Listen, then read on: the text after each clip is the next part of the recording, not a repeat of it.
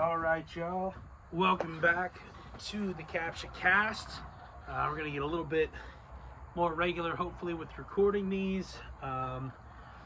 This is the quickest I've recorded. Definitely 2 back-to-back, but I think 3. I think this is the quickest 3 have come out in a row, at least since, the very beginning of the podcast. So, hopefully I'll stay on this, and appreciate y'all for sticking with it. Hopefully, like I said, it'll get more regular, and it'll start being like a weekly part of your weekly routine, part of my weekly routine.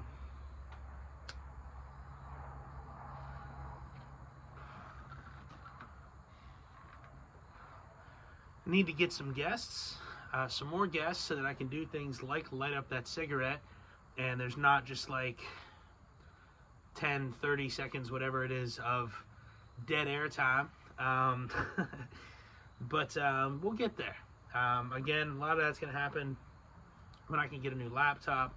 I could probably get one now, but I'm just going to wait till Black Friday, I think, get a really good deal on one, and then work this winter to get the podcast going, get some guests on digitally, learn how to use the software that allows me to do that, so that I can start doing all that as well. So yeah, basically we're always upgrading the CaptchaCast. Sometimes it's slowly but surely. But just, stay tuned, stay in the loop, keep watching, because eventually it's going to, look completely different and hopefully better than you've ever seen it before. So yeah, just chilling. Got a nice 2-day off stretch. Dope week for me. I work a little bit end of the week, and then Sunday I'm going to the Steeler game against the Browns. And then I'm off for 2 days after that, so that's going to be pretty dope. And I'm off today. I was off yesterday, so just kind of chilling, enjoying the work schedule not being as brutal as normal. So, yeah, yesterday I think I woke up at 1 p.m. It was a good day. I think I went to bed at midnight. Didn't do a whole lot yesterday. Today, doing a little day drinking. Woke up at 8:30, at a normal time today. It's been a good day too. And I actually all day and yesterday I've been listening to Zach Brown Band, because the new Kill Tony episode, which was great, by the way, had Jimmy Carr, one of the greatest comedians ever, and also Andrew Santino on it, who is outstanding. Those were the guests, but then I guess Zach Brown from Zach Brown Band did a show before and sat in with the band. I don't guess. I've seen he was sitting in with the band all episode, and I saw the clip of him doing a show before. He has a song with Snoop, and he played that before the show, which is pretty dope. Snoop wasn't there, unfortunately, but Zach, I was just watching the whole time just to see Zach Brown's reaction to stuff, because sometimes the musicians go on to Kill Tony or something, or people who are as famous as Zach Brown is, and kind of are afraid to laugh at some stuff. And gotta give credit to Zach Brown. He was not afraid to laugh, dude. That was awesome. And he actually got a really good joke in at one point. There was some little Guatemalan kid who, I say kid, he's 29 years old, I think. But he had a T-Rex arm type of palsy. He was Guatemalan. He was just Tony kept talking about how adorable he was. He's oh, you're so adorable, because he's short and everything. It's hilarious. But he looked like an Ewok too, the way his teeth were and stuff, and how short he was. And Zach Brown had some joke about him looking like an Ewok. So anyways, I'm watching that and I'm just man, dude, I haven't listened to Zach Brown Band in forever. I forgot how much good stuff they had, so I just went back, listened to all their stuff in a row. If you love music, man, do that for yourself. If you haven't listened to Zach Brown Band, all their albums, at least their first their first 4 albums, every single song on their first 4 albums is incredible. Just go through, listen to them in order. You will not be disappointed. They blend so many different genres and stuff. Fucking great band, dude.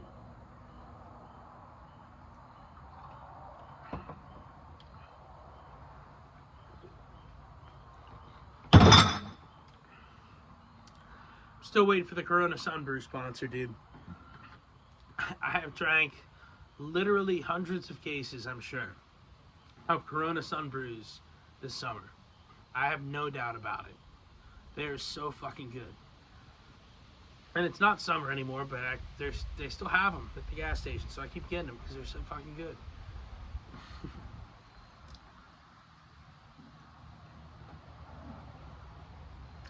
So, fuck. What else is going on? I'll tell you what else has been going on is Candace Owens is finding some fucking truth out about the Charlie Kirk assassination. And it's very interesting. Kudos to her. She's gone on such a great investigation and been such a great journalist about this. And she was friends with Charlie, so it was personal for her. And then people have come out and like made up lies about her and Charlie, like that they haven't talked in like 10 years. And she's like, what? I did a speaking tour with him last year. It's on YouTube. Like, what are they talking about? So fucking, she is just doing a great job with all of this, honestly. And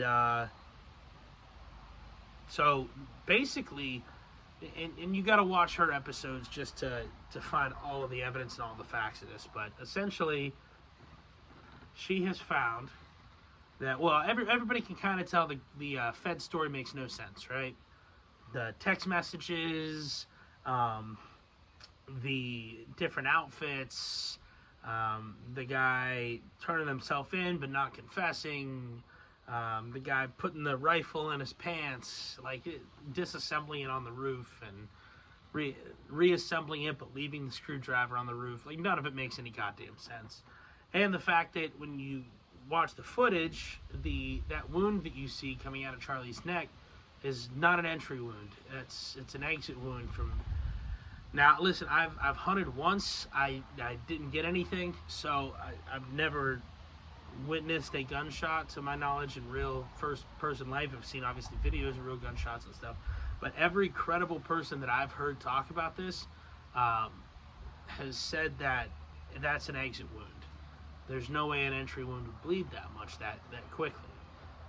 So I'm taking their word for it, but I haven't really seen anybody credible to disprove that yet. Now, there have been people saying that he had a vest on, it ricocheted off the vest, and okay, that can make the bullet do something to make it bleed.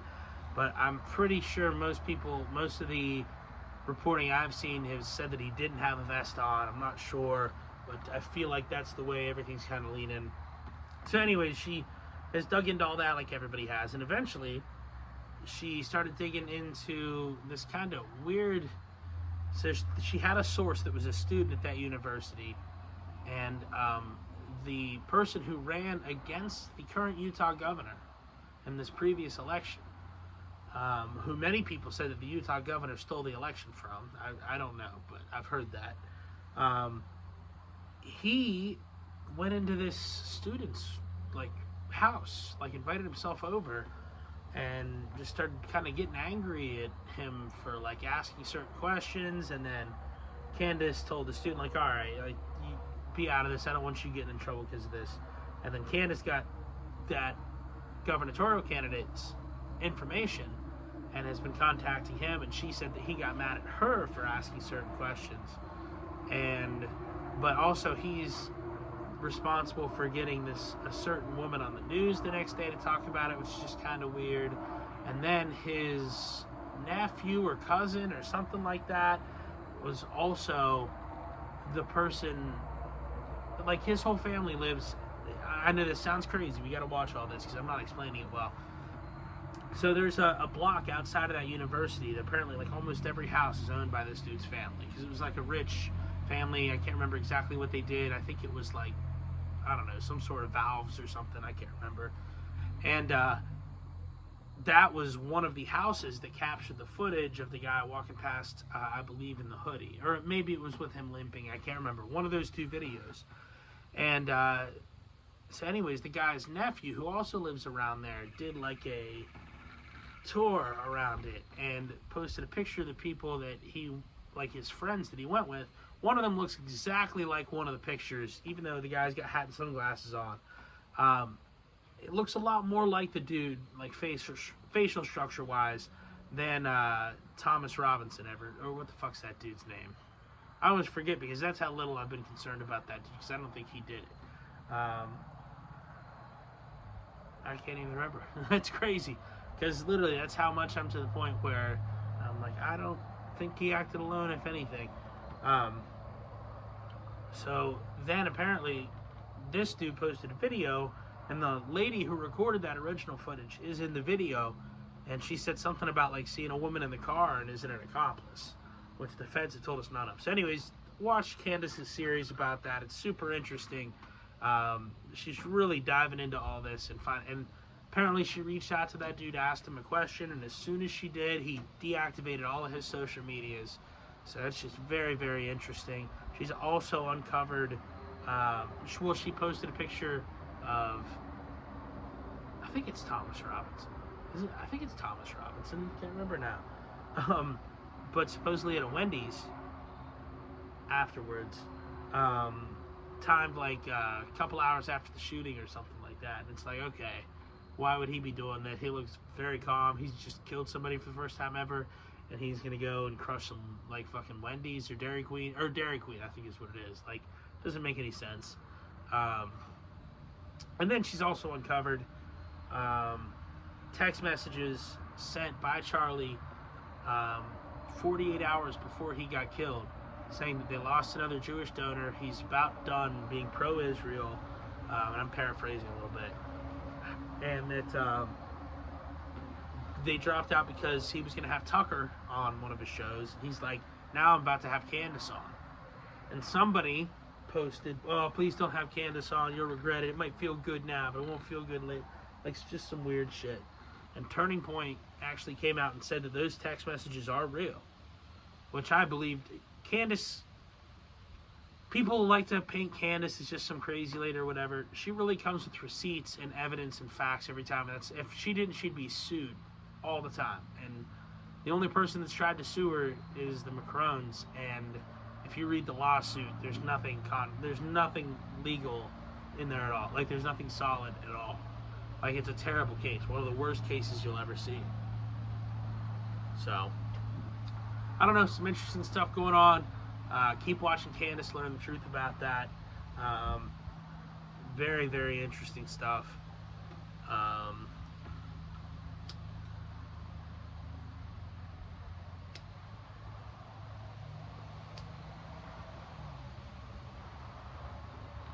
So that's kind of basically what I've been doing. I've been, working, kind of following that whole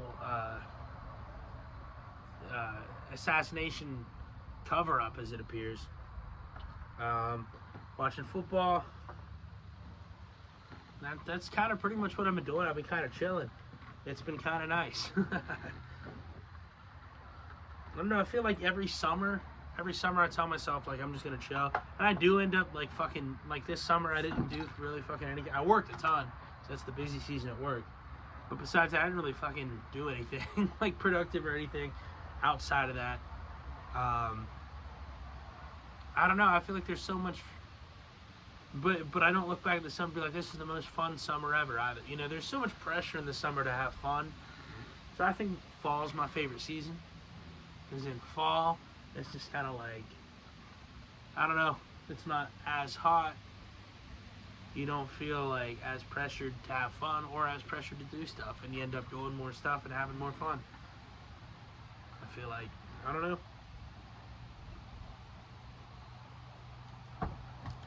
Just my thoughts.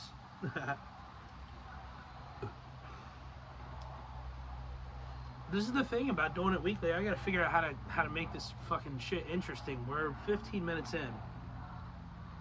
I don't know that I've talked about anything interesting so far.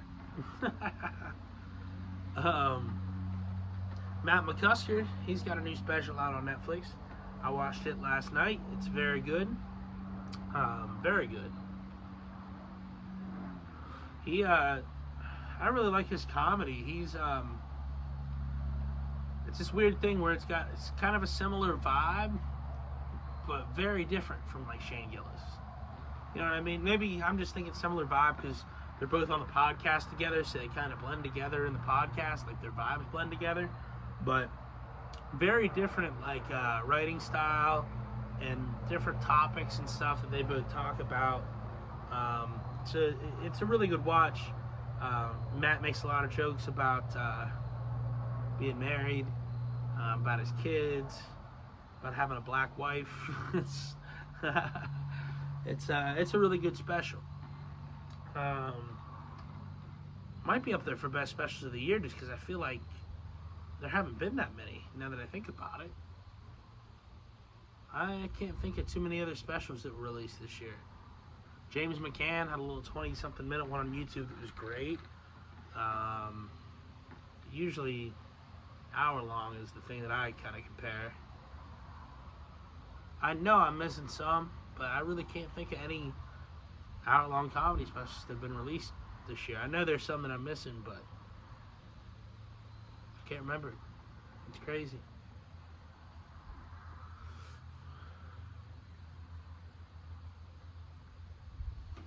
Fucking yeah, dude. It's a nice ass day out here. We're just chilling.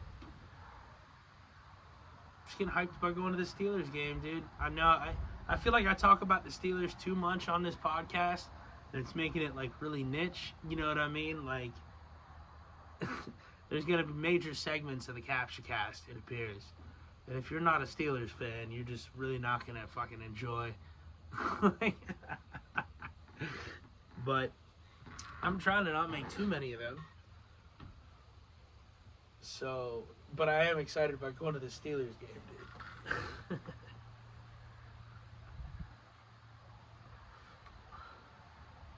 Let's see, what else do we want to talk about, dude? I feel like I want to dive back in a little bit. I know I've talked about this a little bit on the podcast, but I want to dive back into Comedy Writers Guild, dude. Comedy Writers Guild, just group that I'm a part of. A cult, as some may say. Inside joke. But we're a Facebook group and a comedy group. And, you know, Harmon is kind of the brains behind that operation, as far as, like, he created the Comedy Writers Guild, and he turned it into a podcast. So tune into that podcast every Thursday. And so I just wanted to shout him out, bro, and say how far that podcast has come since the beginning of it. It's really neat to see the beginning of it. There would be times it was like a 5-6 hour watch. Maybe not 6, but like 4 or 5 for sure, every bit of it. Just because of some technology issues and stuff like that. And it's gotten so much better, dude. It's so crisp and clean and smooth now. And there's so many more people that are actually funny. The first few episodes, it was like, wasn't a whole lot going on, you know.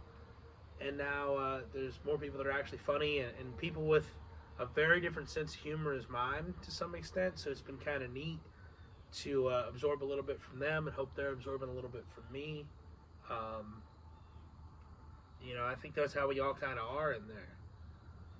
So I just kind of wanted to shout them out again. We got a group chat on Messenger. It's always popping. We got my dude Cole in there, who's fucking always talking about the goddamn Blue Jays lately. And for that reason, I'm actively rooting for the Blue Jays, like anybody but the Blue Jays, to win the World Series. Preferably not the Cubs or the Brewers or the Reds. I don't know if they're even still in it or not, but anybody but the Blue Jays, really, dude. Sorry, Cole. Fuck the Blue Jays. So we got Cole, we got Phil Lombardo. He's a strange character.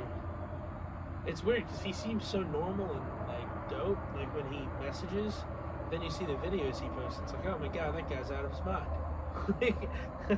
But Phil, you're cool. Much love. You got Kyle, our dude Kyle Yankowski. Fucking another one of them. Sometimes he's funny, but like, dude, he's a weird motherfucker. He has this character, Nudist Buddhist, and it's something. It is pretty funny, but goddamn, dude. And he's always making yam jokes and cooking and shit. So many different cats. And then we got Freezy, of course. Freezy, dude. I can't even describe Freezy's comedy. It's just something about his tone of voice and the way he says shit, and it's just so fucking funny. But there's no way to describe it. You just have to watch him. Freezy, who's always fucking going to bed halfway through the podcast. Who else we got? We got Offender, who's been on Kill Tony. He's still down in Austin, still doing shows. I think he said he might be working the door at Skankfest or something, so that's dope.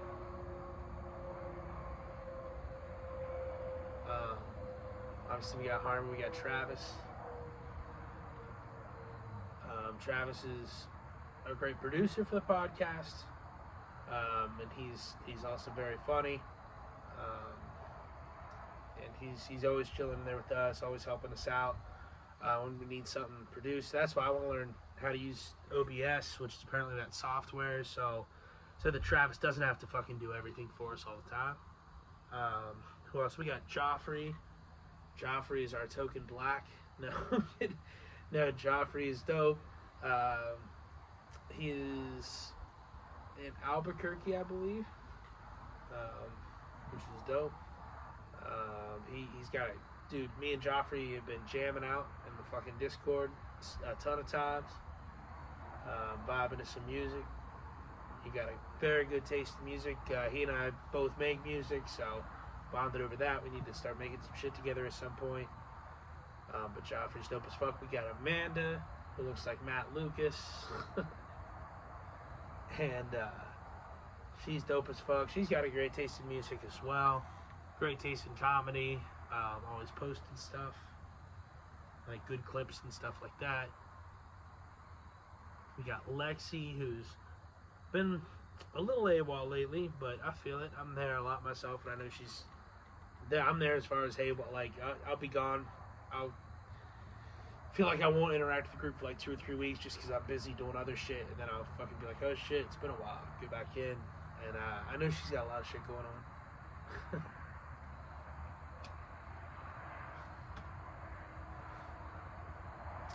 Yeah, dude, it's a good group of people.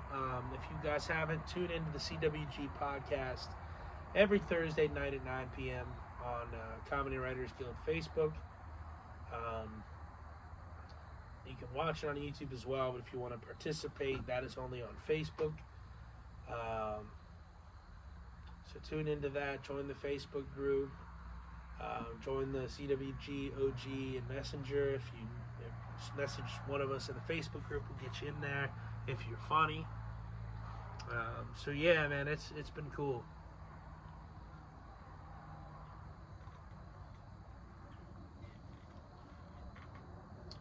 Besides that, we can talk about some college football.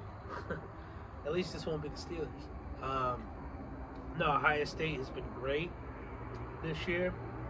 Been living up to the hype so far.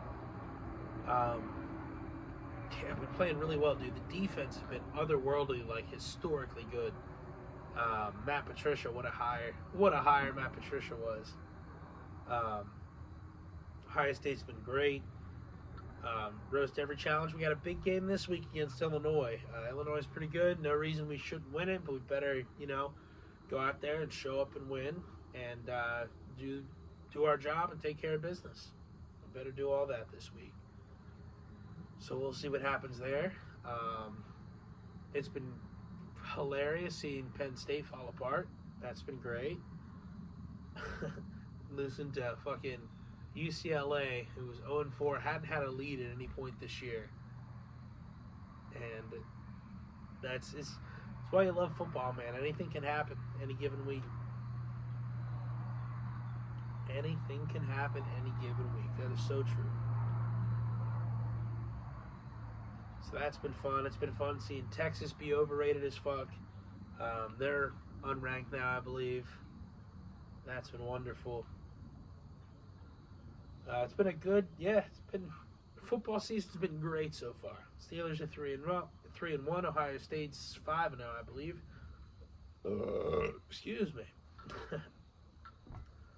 So we'll see what happens.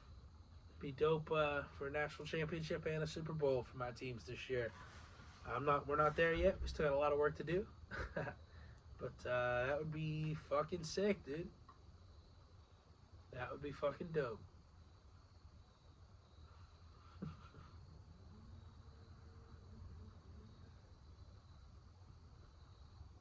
feel like I just got like super quiet. See, this is the level of high I'm getting. Because I live out kind of in the country a little bit. And I sometimes just get so quiet and peaceful, dude. You're like, damn. Hell yeah.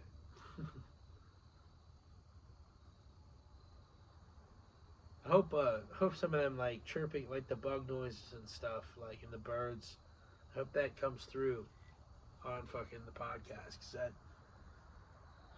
if y'all don't live next to some trees, next to some woods, you got to. It's the best. It's the fucking best, dude.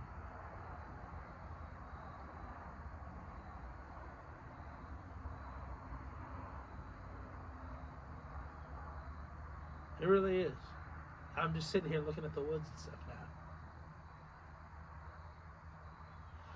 But shit, we still have some podcasts to go, so what should we talk about? We talk about Theo Von. People were making this big ado about Theo Von recently recording his Netflix special. And apparently it didn't go great, and he even said he just got super nervous and started forgetting his punchlines and stuff. And so, I mean, everybody kind of admitted it wasn't a great filming. And then he made some joke after it about how he's just trying not to kill himself. And everybody's posting articles now about like, oh, everybody's worried about Theo Von. Is he suicidal? Is he okay? And he was like, listen, I would never take my own life. So, yeah, I think everybody's kind of making more of that than there really is there, as far as that goes. It is pretty funny that he goes, you hear that, Israel? Whether that's true or not, man, it was funny. Marjorie Taylor Greene apparently said something about that lately too, although I don't imagine she was joking at all.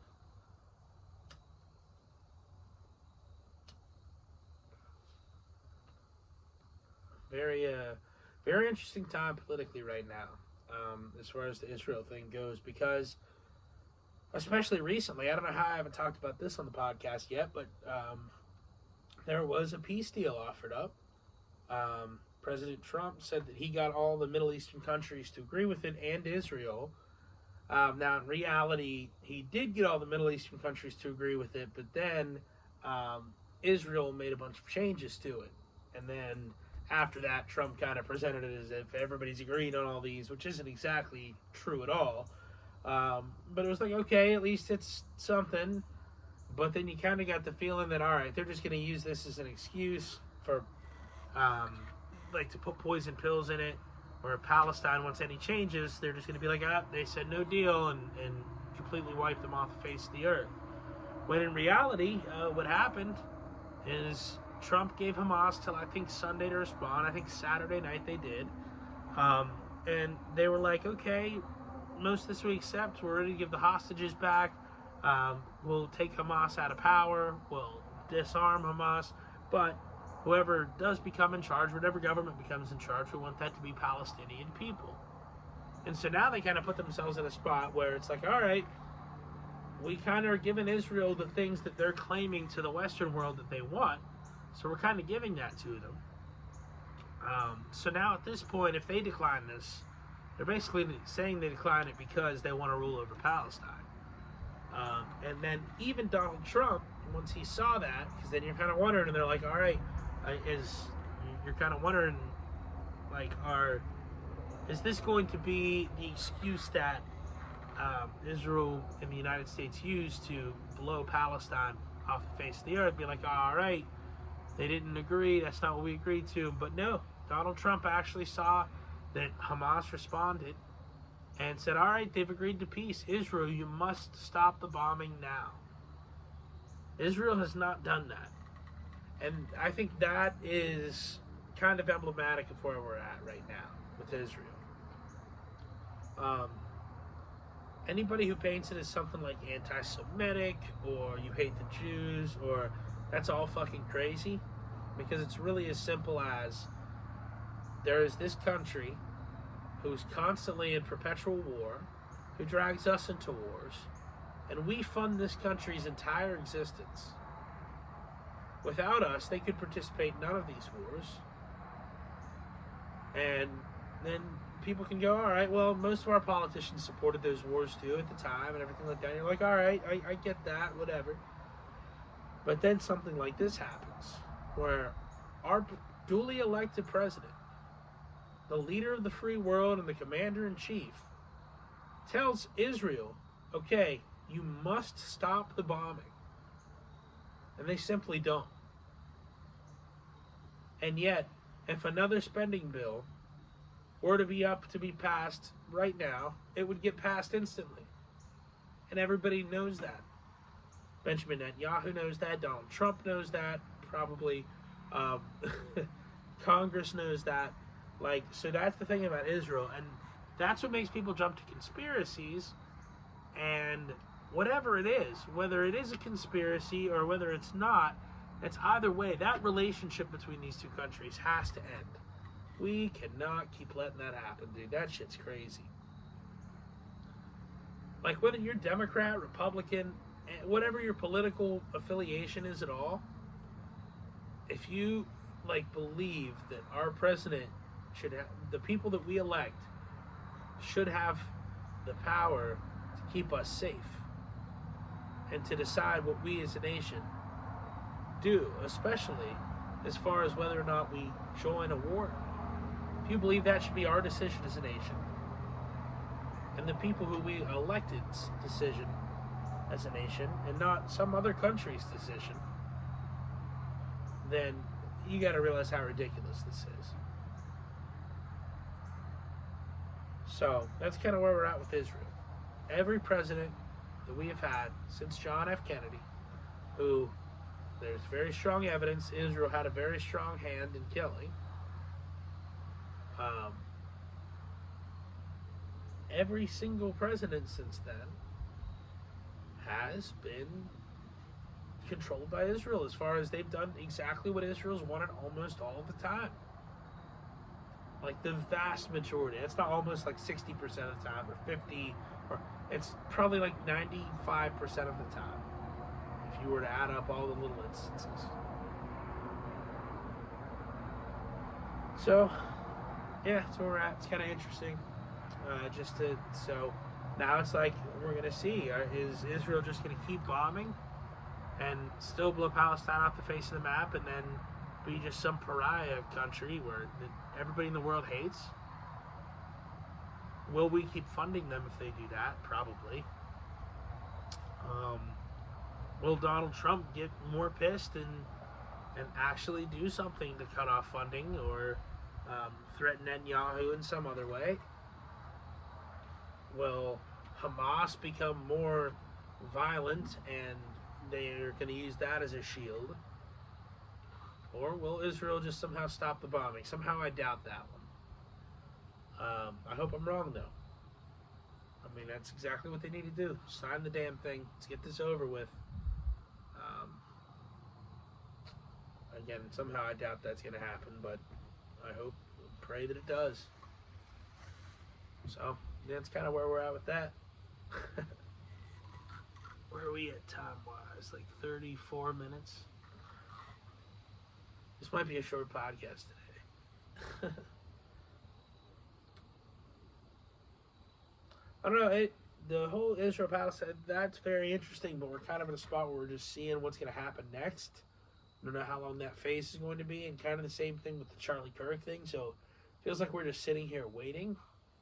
Not that more news can't or even hasn't come up since then, but the fact that it's like we are going to refuse to let those two stories die is how most people are feeling. But just kind of waiting for the next, like I said, step of them. Another big story lately, Mark Sanchez, former Jets quarterback, responsible for the butt fumble. Y'all know the butt fumble. Was recently stabbed and then arrested in the hospital for initiating the incident.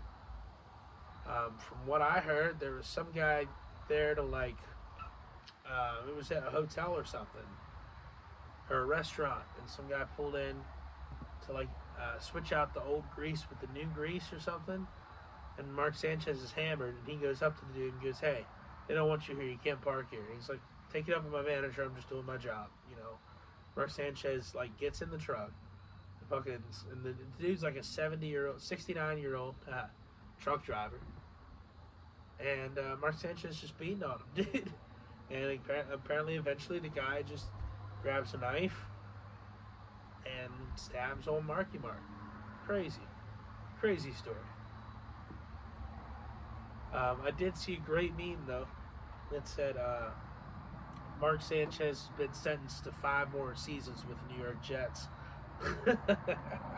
That's fucking hilarious. That's fucking hilarious, dude.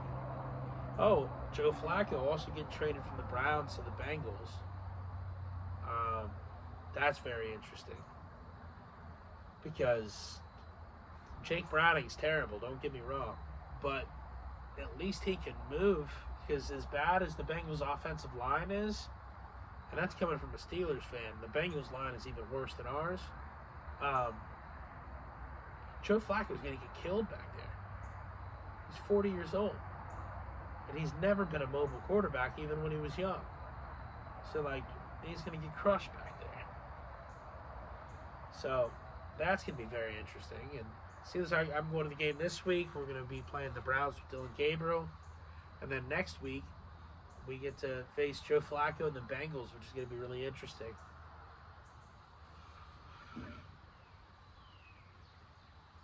So, yeah. That's just, it's getting, I don't know about that move.